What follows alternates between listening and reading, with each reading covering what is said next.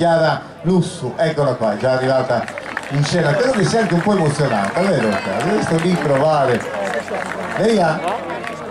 Vero, ma l'applauso è stato proprio bello, spontaneo e caloroso, e addirittura Diego gli proprio sistema lo strumento.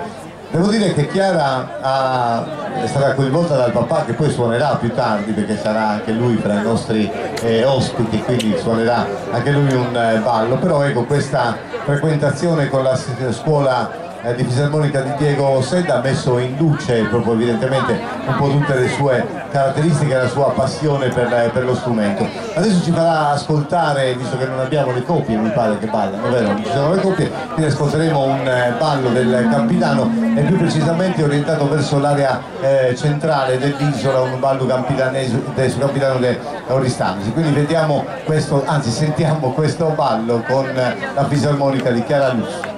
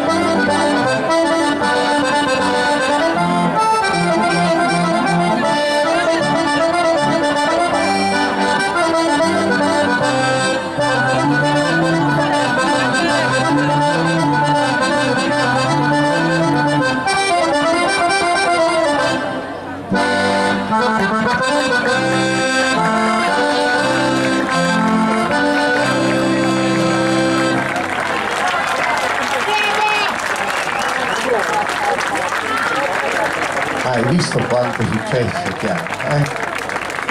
Accidenti.